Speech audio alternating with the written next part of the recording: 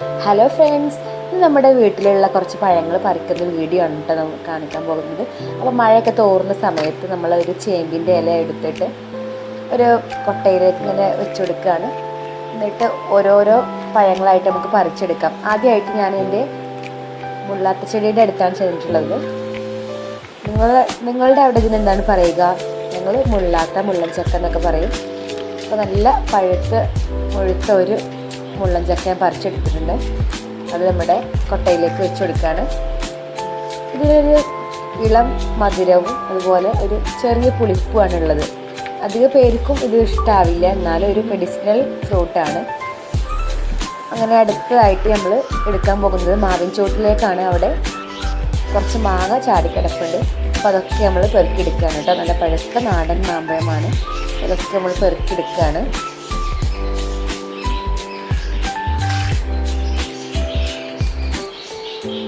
അപ്പോൾ അതൊക്കെ എടുത്തിട്ട് അടുത്തതായിട്ട് ഞാൻ എൻ്റെ സ്റ്റാർ ഫ്രൂട്ടിൻ്റെ അടുത്താണ് ചെയ്തിട്ടുള്ളത്. അങ്ങനെ അതിൽ നിന്നൊരു 2 സ്റ്റാർ ഫ്രൂട്ട് പറിച്ചെടുത്തിട്ടുണ്ട്. അത് നമ്മുടെ കുട്ടയിലേക്ക് വെക്കുകയാണ്. അതിനുശേഷം ഒരു ബേറാപ്പിൾ ഉണ്ട്, അതൊന്ന് നമുക്ക് പറിച്ചെടുക്കാം. നല്ല ടേസ്റ്റാണ് കേട്ടോ. പിന്നെ ഇതൊരു ചെറിയൊരു ചക്കപ്പഴം ഇവിടെ ഉണ്ടായതാണ്, ജസ്റ്റ് ഒന്ന് വീഡിയോ കാണിച്ചെന്ന് മാത്രം. പിന്നെ അടുത്തതായിട്ട് നമ്മുടെ പീനട്ട് ബട്ടർ ഉണ്ടായിട്ടുണ്ട്.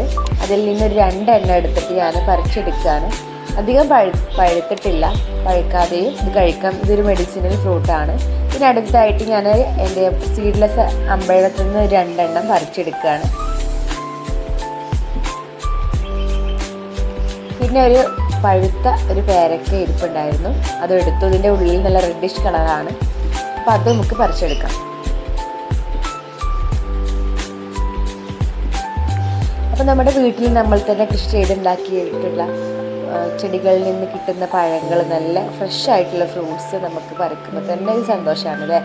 അപ്പോൾ എല്ലാവർക്കും വീഡിയോ ഇഷ്ടമായിട്ടുണ്ടാകുമെന്ന് വിചാരിക്കുന്നു. ഇഷ്ടപ്പെട്ടാൽ ലൈക്ക് ചെയ്യുക, സബ്സ്ക്രൈബ് ചെയ്യുക. Thank you.